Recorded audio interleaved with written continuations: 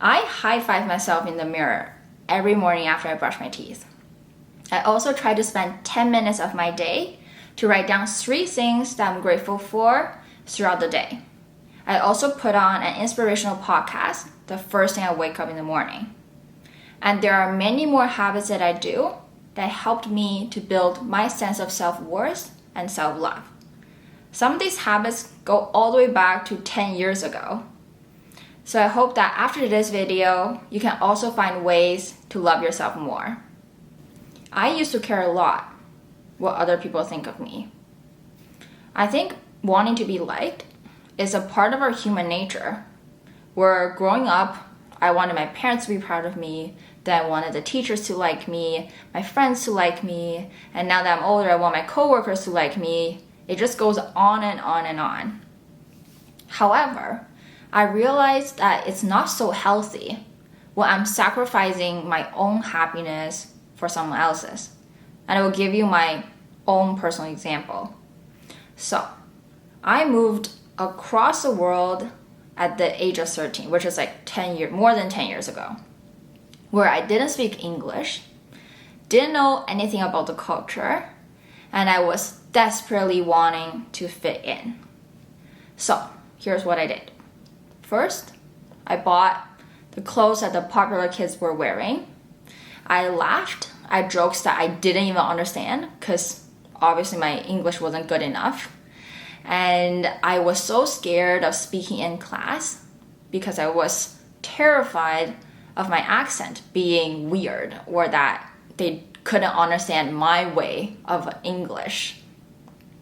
And that's when I started journaling. Here are all the journals I've written since 2016. Next year marks my 10th year of doing journaling. And let me tell you that it was one of the best decisions I've made in my life.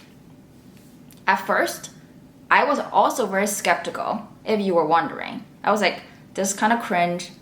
It's kind of childish. Is it really going to make a difference? But I was in such a bad mental space that I was like, you know what? I'm going to give it a shot. At first, I struggled. I didn't have much to write about. I didn't know what to write about. So I gave myself a theme where I said, I'm going to write down the 3 things I'm grateful for that happened throughout my day. And let me be very honest with you that when I looked back to my very first journal entry of my journals, all I wrote was, oh, by the way, it happened on my birthday because I thought my mind says probably that it's my birthday. There's got to be something I can write about. And all I wrote was first, I was happy that a lot of people wished me happy birthday. And second was that there wasn't a lot of homework. So I failed at my own goal that I gave myself that I'm going to write 3 things I'm grateful for. I only had 2. But so what? I did it. And that was my first ever journal entry that I did, and now I've been doing it for almost 10 years.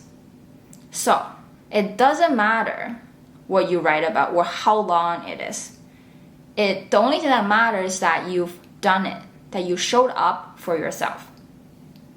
And what journaling is really good for is that it gives you a space in this chaotic world where you're only being with yourself. As I spend more time journaling, I start to recognize, wait, there are a lot of things that I'm grateful for in life. It could be the nice weather. It could be that you had a nice chat with one of your friends. You could say that you had a really good workout or you tried a really good restaurant. Whatever that might be. And as I'm doing this, I started to be more grateful of the things that I had in life. And I do this right before bed. So now that time I've dedicated to myself to reflect on my day, and that time becomes solely mine. So I would challenge you to go find a notebook and start journaling today. With journaling, I also started this new habit this year where I've been putting on post-it notes on my wall of the things that I want myself to believe in. Some of them are silly, some of them are more serious, but those are all commitments that I've made to myself. Some of them are from the podcasts I've listened, from the books I've read. Some of them are the goals that I want to achieve or the core values that I believe in. By writing them down, they become my own commitment to myself. And this wall is also a way of me building my own mental toughness. And what I mean by that is whenever I spiral into different comparison, like when I see my friend gets promoted to a better job, or someone gets into a really good school like law school or med school, I start questioning all my life choices. I go into like a crisis mode of, oh my God, have I done everything wrong in life? Should I have did GMAT? Should I have took a different major? Whatever that might be. And whenever I have those moments, I would go to this wall. I would read all the values that I've put down that are my commitment to myself. And as I read those core values, it reminds me of, oh, these are the things I believe in. These are the things that are my priorities. And that's different for everyone. So I'm going to stick to the ones that I have committed myself to do. And that's a way of me keeping myself grounded. And another good thing about it being on your bedroom wall is that it's the first thing I look when I wake up in the morning. So it reminds me of all these commitments that I've made. So I would encourage you to give this exercise a try. And if you have nothing that you want to put on your wall, here's a really good quote that I like from Oprah that you can maybe write them down. She says, create the highest, grandest vision possible for your life because you become what you believe. So, go find a Post-it, write simple phrases down, and become yourself's biggest supporter. Lastly, it's very important to surround yourself with good people in order to build your self-love or self-worth. It took me a long time to realize this. But if you can't be yourself around your friends, then they might not be your people. I hope you can be brutally honest with yourself and ask, can you be yourself around your friends? I used to be a huge people pleaser, probably still a little bit today, where I would say yes to everything. I would be down to do whatever because I'm so scared that I might upset anyone. But as I was doing this, I realized that I'm ignoring my own happiness.